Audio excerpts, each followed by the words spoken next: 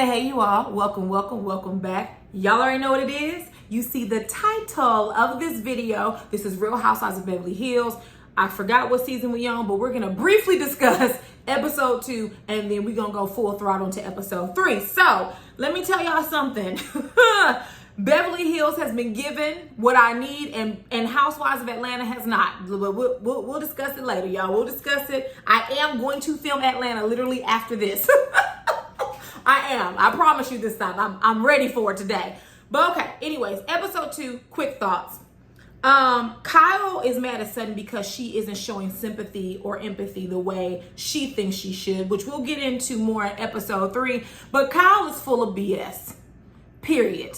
You cannot tell people how they need to react to things, how they need to show a certain emotion. It may not be the emotion that you would show, or it may not be how you would express it, but you can't do that. But we're going to get into that a little bit later because Kyle has her nerve. Her and her crow's feet, they have their nerve. So let's talk about the dinner, Harry's birthday party, and the conversation between Sutton and Rinna. So this whole melee over the table, Rinna claims the table was canceled. Sutton said it wasn't, okay, and she has proof. Now, let me tell you something about Miss Diana Jenkins, okay? Jenkins is getting on my nerves, and here's why. Jenkins grew up poor. Let her tell it, poor. All of a sudden, you marry a rich man for however many years, and you're just, oh my God, it's so classless. It's so honey, you are on a reality TV show. Newsflash, it's classless. Every single franchise of Real Housewives of Beverly Hills is ratchet. I don't care about race. I don't care about ethnicity. I don't care about none of that. Every single franchise is classless and ratchet. So if you don't like classless, if you don't like ratchet, Diana, this ain't the show for you. So don't come in here with that hoity-toity, nose in the air BS that other women have tried. You just as ratchet as the rest of them, Diana. Okay, when you walked into Kyle's store, we'll talk about it, but baby, her nose is like, no, ma'am, I don't go shopping. I don't go to stores. You ain't never been to a store in your life. Now you don't pretend like you don't know what a retail store looks like. Okay, whatever, but I didn't appreciate that because if it's so classless, get your behind up off the show. We don't need no Debbie Downers. We do not need any Debbie Downers over here, okay? We need mess and drama, all right? So, Sutton says, when she's talking to Rinna, she's like, listen, I know what slander is. Basically threatening to sue her. Here comes Erica interjecting herself. Oh, slander, or Erica, if you feel that Sutton has slandered you, go file a lawsuit. In the words of Mr. Biggs, take that shit to trial. If you're not going to do it, then sit yourself over on the sidelines and shut up. No one's talking to you, Erica. I'm sick of you. I'm sick of Kyle, I'm sick of Rinna, and I'm sick of Erica. I'm sick of them three. Okay, the three musketeers. So Erica wants an apology from Sutton. She's not getting one. And Sutton has said that several times. You didn't apologize to the victims when you were around TV, gallivanting around, draped in designer and jewelry, knowing that your husband has stolen that from his client. So you can't tell me that Erica didn't know. Does thou protesteth too much? Okay? So there we go. What else we need to talk about from this scene? Blue. Kyle doesn't, quick note, and we see this in episode 3. Kyle doesn't hold Erica responsible for her lack of empathy, right? And we're going to see how Kyle speaks differently to Sutton and Crystal in episode 3 versus how she speaks to Erica in episode 3, because we know she accused Crystal of trying to make the situation about her, but Erica did, and she didn't say nothing. So let's go ahead and move on to episode, is it 3 or 4? I have 4 written down. I'm going to say episode 3 because I think that's what's right. Sorry, y'all. This is what happens when you get out the habit of doing reviews. So now we get to Crystal having a gathering at her house, and everyone is there except for Sutton because she had to go to Austin for business or whatnot. Kyle tells us that she's opening yet another store in La Quinta. Baby, let me tell you something. Who wants to dress like Kyle? Someone tell me, who asked for this? That's not what the girlies asked for, Kyle. They said they wanted your husband, not your fashions, okay? They said they wanted Mauricio. They didn't say nothing about how you dress. But baby, She's already had 3 failed stores, and she thinks it's a good idea to put one in La Quinta, because you know them rich folks in Beverly Hills weren't buying that crap. Those frocks that you're probably charging $300 for. Ugly. You and Shahida, what's her name? Is her name Shahida? I hope I'm not pronouncing her name wrong. You and Shahida need to give it up. Fashion ain't for you, boo. So anyways, Dorit is sitting there and she's like, oh, I gotta excuse myself to go to the restroom. Apparently, Dorit had called Kyle earlier that day in a panic attack, saying that she was having chest pains and she wasn't having a good deal, and Kyle, a good day. And so Kyle decided to share that with the group. So she uses Dorit's panic attack to then segue into talking about Sutton not showing empathy. Now, here's my problem with this. Every time Kyle has shared this story with someone, Sutton has not been around. She shared it with Dorit and PK when they were headed to Harry's birthday dinner. She then shares it with the group. Sutton is not there. She's giving her one-sided account of a conversation, which to me is unfair, because you're planting these seeds in people's heads, and that is unfair. But Kyle knows what she's doing. She's a pot stirrer. Kyle knows what she's doing. So she says that Sutton said, I'm sorry, I didn't have a gun to my head, which I think Sutton did say something similar to that. But that was not your story to tell, because she came in with cookies, honey, and you instantly opened those cookies and smelled them. You see what I'm saying? Like, you weren't worried about Dorit when what type of cookies are they? So don't do it. Don't do it, Kyle. And so then all of a sudden, Erica, the Jane, gets upset. Why are you upset? She didn't say that, did she? You weren't even this upset when your husband, because you're still married to that fool, because when your husband stole his client's money. You haven't even showed an ounce of empathy for those clients. And Kyle, you haven't held her accountable, because every time you try to, Erica growls at you and you quick to back down. That's funny how you want to hold Sutton's feet to the fire, but you didn't hold Erica's feet to the fire.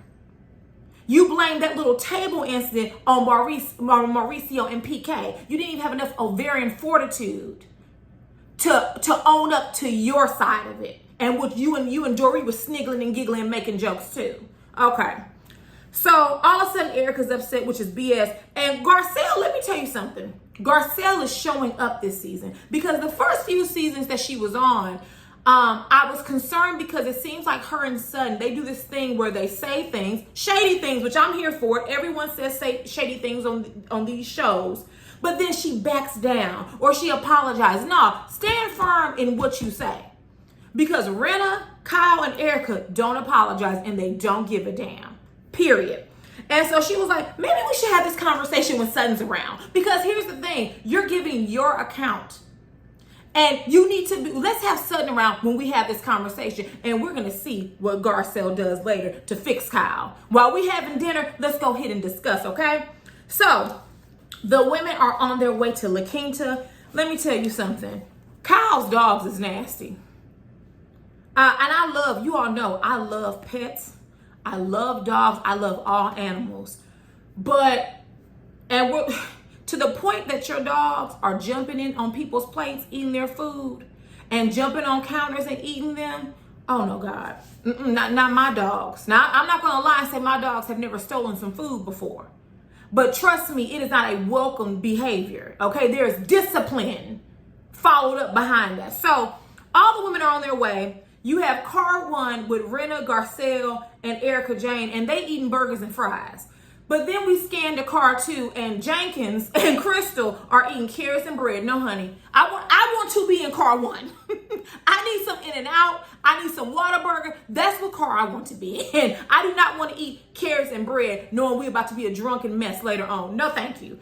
So Kyle is allowing some women to stay in the house, and I think Sutton, Crystal, and Jenkins, okay, are in the hotel. Now, it could just be me, but that La Quinta hotel looks real outdated. It's not, and that doesn't mean that it's cheap. I'm sure it costs a lot of money to stay in, but it looks real outdated. They need some upgrading, because them floors in that hotel room, not my type of height.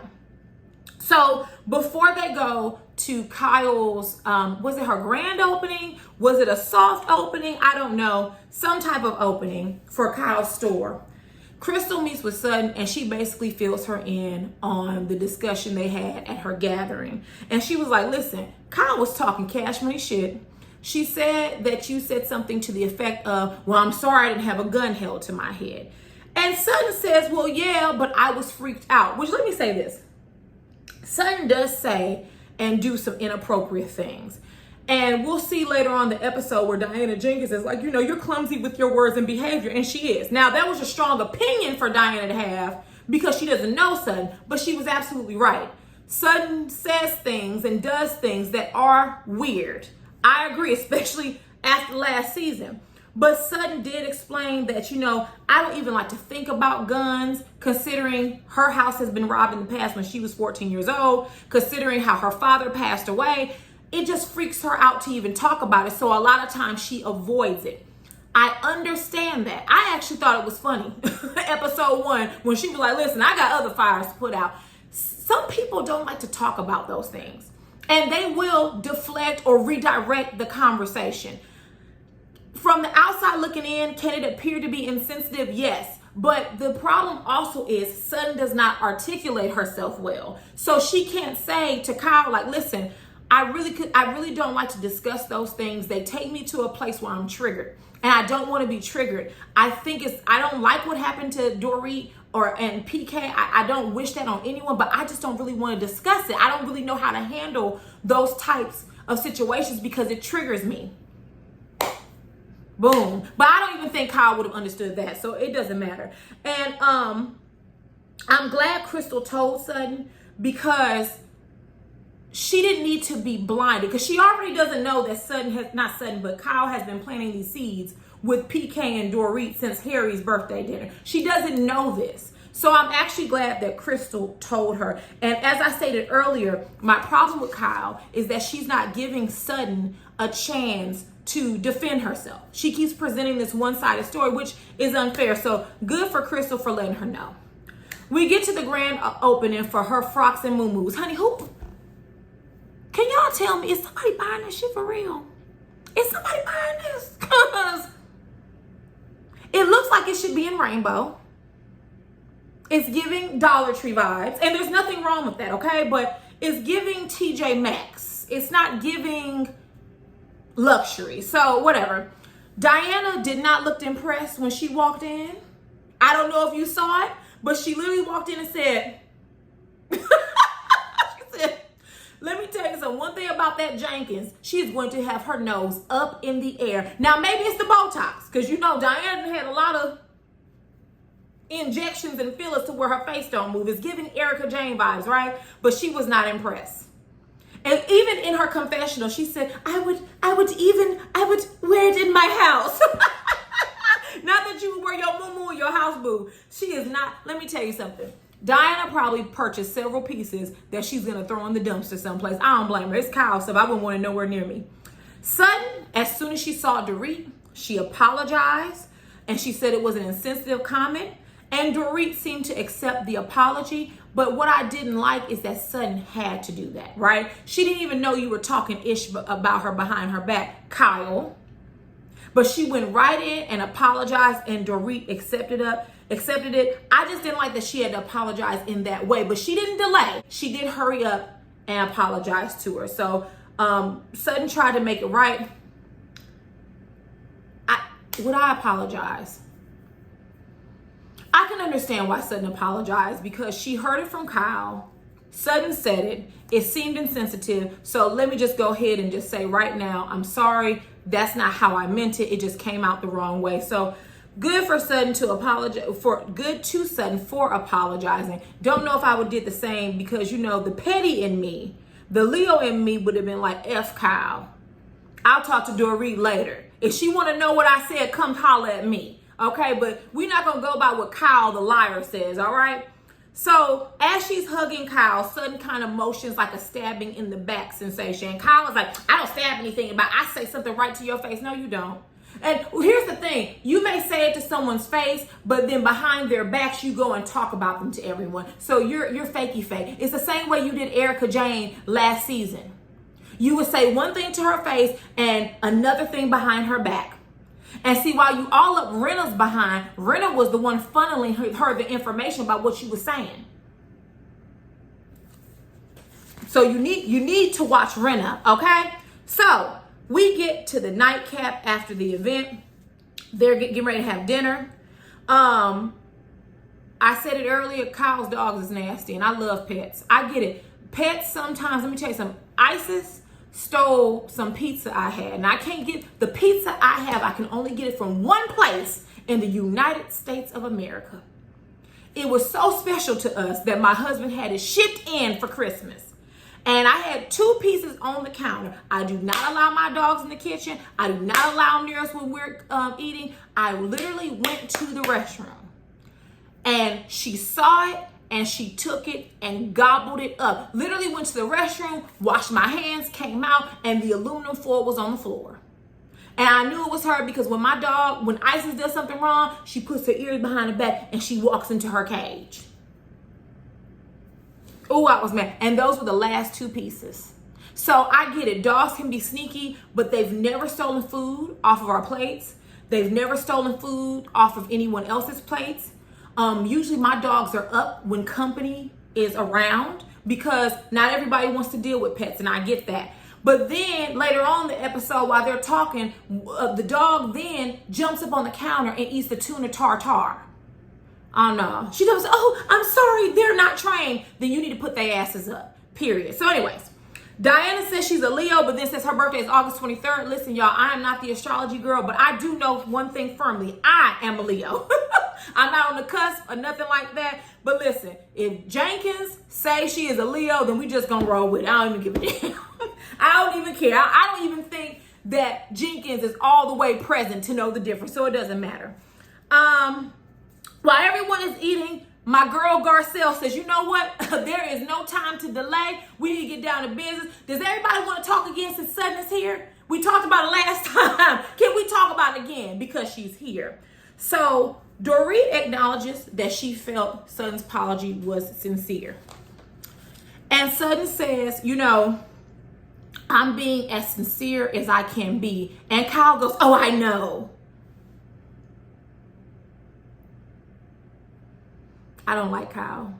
And see, Kyle, that's why your own sisters don't even deal with you. See, you were crossing your fingers hoping you would be invited to Paris's wedding, and then years ago, Nikki's wedding. Your own sisters don't even like you. And that's for a reason. You have the nerve to call someone dramatic. Oh, you know, Chris, and we'll get to it. Chris is a millennial. You were the same one airing out your sister on season 1. Knowing that your sister had an alcoholic, that she was an alcoholic or had issues with, I don't know if she has issues with drugs as well, but sometimes those two go hand in hand. And you had no problem airing her out on TV. You're a low down trifling dog. And you have the nerve to run around policing how people should feel. So Sutton says that she didn't reach out to Dorit because when her father passed away, she remembered everyone just kind of, you know, gathering around her, trying to show support, but it was overwhelming to her. And then she felt like she had to become a hostess because people kept coming to her home. And so she was only treating Dorit how she would want someone to treat her. She was giving her space. She said, you know, if we would have went over there, you know, knowing Dorit, she would have grabbed a plate and started fixing food. And I didn't want that. I just wanted to give her time. I don't think that's an incorrect way to think. I have experienced several people in my life who don't like to be comforted when they're upset. Matter of fact, a few months ago, I was at a town hall for work, and somebody said something that triggered one of my coworkers. I don't know her because it's a rather large agency, haven't met all of them. And the coworker behind me, we just so happened to be sitting at the same table, began to cry. I literally turned around, looked, and turned back around. I didn't know what to do. I felt bad, but I didn't know what to do. And so I just know some people don't like that attention on them. I've dealt with people when they cry, they don't want you to touch them. They don't want you to ask how they are. So you can only give what you have experienced, right? And so in Sutton's experience with her, she didn't want people to bother her, and not bother, but she didn't like all the attention, and she just kind of wanted to give her space. And I don't think that's wrong. The problem I think that Sutton has is that she doesn't articulate herself well. So that gets lost in the sauce. But I also don't think Kyle gave her a chance. Every time Kyle saw her, she kept grilling her about that. Leave her alone. Who are you? You're not Dorit's personal bodyguard. Like, chill out. So then Diana jumps in out of nowhere and says that, listen, I don't know Sutton well, but it comes off as if she's clumsy with her words and behavior. And, she's weird and she says things that hurts people's feelings. I was like, damn. First of all, Diana, you're right. You don't know her well. And you probably should have kept that opinion to yourself. However, I agree with Diana. Sutton is very clumsy with her words and behavior, i.e. last season. And I don't think she intentionally tries to hurt people, but sometimes she does. But I also agree with Diana that she has apologized several times, and it appears that she's trying to make changes. So you have to acknowledge both the positives and the negatives. And Erica, of course, was a part of the Amen choir. Erica, shut up. I'm so sick of you, and we will get to you soon. Kyle says that Sutton wasn't empathetic. Crystal enters the chat, right? Crystal was I just want to say this. Crystal was very clear about what she was feeling, why she was feeling it, and how it was impacting her. She acknowledged that the two situations were not the same or similar, but the overarching theme is that Kyle, Rinna, and some of those other women on the cast, they love to police people and tell them how to feel, Dorit included in that group. And Crystal says, this is hypocrisy. And she wasn't lying. And she told Kyle, last year, when I felt that Sutton violated me, all of you, and y'all know Bravo loves to roll that beautiful bean footage, said all of you told me I shouldn't use that word. It was too heavy a word. She said, you told me to give Sutton the benefit of the doubt. And they did. But now you have a problem with Sutton, Kyle, and you're not giving her the benefit of the doubt. And then also you're trying to police how she feels. You're a hypocrite. You're a hypocrite. And she did not lie. Kyle says in her confessional, Crystal's always complaining she must be a millennial. Keep in mind, this 101 was filmed after the season was filmed, or after a certain point in filming, right? So Kyle had time to think about this, and she reduced Crystal's feelings to her just being a complainer and a millennial. That's why that dress shop is gonna fail, Kyle, because you a no good, low down, dirty dog. No good. That's why them crow's feet is on your eyes the way they are, because you are no good, low down, and dirty. Kyle deflects and says, well, Dorit's situation is different. She had a gun held to her head. Let me tell you something. We're not going to make this season about Dorit.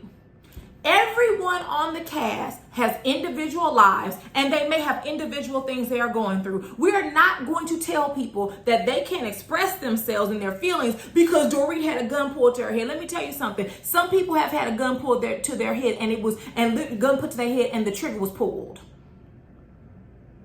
They don't get a second chance. Dorit was lucky enough that they didn't pull a gun on her, that they didn't harm her children, that they left her cell phone at the gate, which those must be some amateur criminals, by the way, because the folks think you're lying, Dorit, and I'll get to you in a minute as well. So she's very blessed that that's all that happened. Was it traumatizing? Absolutely. But if it's so traumatizing for Dorit, she's been hopping from dinner party to dinner party and from trip to trip. You couldn't pay me enough money to leave my children with staff a mere 15 to 20 hours, if that, after my house had been burglarized and someone supposedly put a gun to my head. Now, Dorit wouldn't like if someone said that to her, because that would be invalidating her feelings, right? Oh, okay, all right. But we're not going to make this all about Dorit, because it's not. So Crystal makes the point that it's not similar, but you're still policing people's feelings. Kyle likes to tell people what to do, how to think, and how to feel. And you're not going to do it with Crystal. Not today, you're not, okay? Erica interjects. Kyle says nothing. See, Kyle, if you felt that, because she said something to Crystal, like, this is not about you, it's not about Erica either. And you let her interject uninterrupted. You didn't say nothing to her. Because here comes Erica talking to Sutton again. Well, do you feel like anything about how you treated me? And Sutton says, I feel pretty good about it. Boom. You're a liar, Erica. You're not going to sit here and you keep, in the words of Phaedra Parks, re-bringing this up. Y'all, please go watch that reunion where Phaedra said, because re-bringing, I don't think is a word. She keeps re-bringing this up. I said, now, Phaedra, the wordsmith, you couldn't come up with nothing other than that, baby. But Erica keeps bringing this up. She keeps rehashing it. And Sutton told you she's not apologizing. She doesn't feel bad. She feels pretty good about it. And Erica was like, and someone was like, well, you gonna apologize to me? And Erica said something like, no, and just listen, Erica, you got too much mouth. Why do you expect Sutton to apologize to you? If you felt she lied on you, sue her. Take that to trial. If you're not going to do it, mosey right on along. We don't care about you. And in this instance, I don't care how Erica feels because she's a liar and a thief, my opinion. Anyways, Dorit chimes in. Now, this is when my little spidey senses started to tingle. This whole time, I've said, and I will continue to say, I don't think the robbery was fake. I don't think that Dorit is making this up. But now my spidey senses start to tingle, and now I got my good eye on you, Dorit, and I'm going to analyze everything you do from now on, because she piped up and said, well, why is Crystal upset? And she said it as if she was annoyed, as if I'm the victim here. I want the attention to be on me. Dorit, we're not going to talk about this entire season. If you're so traumatized, which I believe someone would be, if they went through a similar situation as yours, then you have the resources, you have the finances to move. I would not stay in a house. If I could afford to move, I would. I wouldn't leave my children a mere few hours after a house being robbed and being held at gunpoint. I would not leave my children with staff to go to a dinner party. I wouldn't. You did. You and PK. A few days after that, you left him again with your staff to go socialize at Harry's 70th birthday party. I wouldn't do that. You did. And now you have the nerve to get upset because it's not all about you. No, ma'am, it's not. Because as Sutton said in episode 1, I'm putting out a lot of fires. And that's just what it is. When she did that, my spidey sense, and now I'm not going to say that she faked it, but a whole lot of people in my comments said you was faking it for insurance money. Got my good eye on you, Dorit and PK. So Crystal says, listen, y'all, my feelings are irrelevant to you all, which they are. See, this stuff, Crystal had articulated herself very well about why she was triggered and everything. Kyle, Dorit, and everyone else heard it. Kyle and Dorit, explain to me. It sounds like that is people do. Explain to me. I know racism, but explain. I'm not explaining anything to you. She just explained to you and you all didn't want to hear it. Okay. I'm not doing this. I'm not, and that's why Crystal was like, I gotta leave, I gotta go. Because I've explained to you all and now you're still not understanding. You don't have to understand to validate someone's feelings. I don't have to understand why Dorit would leave her children with staff a mere few hours after being robbed at gunpoint. But I can also see another side that maybe she just wanted to get out the house. Maybe she thought socializing would help her. See how that works? I don't have to understand it. But I can still say, you know what? I can see it from their perspective. I can validate how she feels. Kyle and Dorit and the rest of them don't want to do that. And good for Garcelle for standing up because she kept saying, you don't have to understand to validate her feelings. She's told you all how she's felt and you want her to keep explaining something she's already explained. Typical. Typical. So Dorit and Crystal get into it. I think Crystal tells her to get real. And Dorit says something, it was a curse word and it didn't matter. I'm starting to feel that Dorit feels like everything should be about her because she was robbed at gunpoint. Mama, you need to go to therapy. I know you got one. You have money. And I know you have access to the best health care. Go see your doctor to get you some more prescriptions. What we're not going to do is coddle you every time you're around us. I'm not saying they shouldn't check in on you. I'm not saying they shouldn't be sensitive to what happened. But this policing thing, because you did it with Chris, I just want to know why she's upset, because she can be. And she explained to you all in detail why she was upset and how Kyle was a hypocrite. And you want her to keep explaining, and she told you she was triggered. And then this is what really got me about Dorit. I don't know if you all caught it. But Crystal's getting ready to leave. She's putting on her socks and shoes. And in Dorit's confessional, no, back up. Crystal says, I'm leaving because this is no longer a safe space. Safe space. Dorit, in her confessional, looking like she's going to a funeral, says, well, I don't think that we should use those words considering what I've been through. This is not all about you. And see, boom. When she said that, I said, oh, so now people can't use the word safe space because you're the only one who could use it because you were robbed at gunpoint. Let me tell you something, Dorit. Let me tell you about what someone should invalidate how you feel. There are people who live in neighborhoods where there's nothing but death, crime, and everything else. And they are forced to live in those neighborhoods because they can't afford to move anywhere else. You can afford it. We're not going to sit here and have a pity party for you.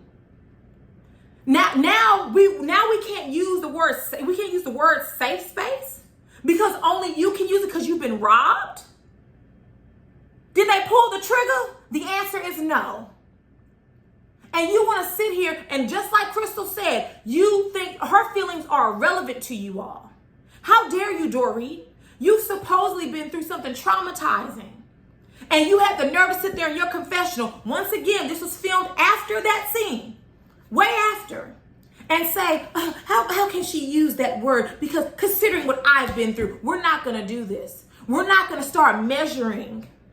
Okay? I went through this, so you didn't go through what I went through, so you can't use those words. Crystal was very articulate in how she felt, and she was absolutely right. You all were invalidating how she felt because she didn't have a gun to her head. Let me tell you something, Dorit. My spidey senses, because that was really insensitive. But are you going to apologize to Crystal for saying that? I would like to see you apologize at the reunion. And I'm going to remember it 30 episodes. 30 episodes from now, I'm going to remember it. And I want to see you apologize to Crystal for saying that she shouldn't use safe space because you were robbed at gunpoint. That got under that and the whole, why is Crystal upset? My spidey senses are going off. And I'm going to follow the trail, Dorit. I'm really leaned in on that you're falling into this victim role and that everyone should just cater to you all season. No, ma'am, we're not going to do this. So then Crystal says that they won't validate someone's feelings unless they understand it. I agree with that, but then also they just don't give a damn, honestly. Right? Because Kyle wants to talk about dramatic and everything else. And every time her and Lisa Rinna are the queens of overly dramatic. Dorit's telling her story, episode 1, Kyle's in the kitchen like this. What is all that for? It didn't even happen to you, boo. What are you doing all that for? Like, you can empathize with someone without going overboard. Kyle goes overboard. So as Sutton and Jenkins and Crystal leave, Crystal just tells them how she feels invalidated, how she doesn't feel like, I guess, safe to be around them sometimes. And Diana tells her, like, friends shouldn't make you feel that way. And she's absolutely 100% correct. You know, they go back to the house with, they flash back to the house in La Quinta, and honey, Erica and them are just frolicking and having a good time. Didn't learn a damn thing. And this season is going to heat up, and I cannot wait because I am here for it. So if there's nothing else, you all get down in the comments and let me know how you feel about this episode. Really good season. We are 3 episodes in, and baby, I am enjoying it. Give me that drama. Give me that mess. I love it. I love it. I love it. Atlanta, take notes. Okay? So if there's nothing else, I will see you all later. Mwah. Bye.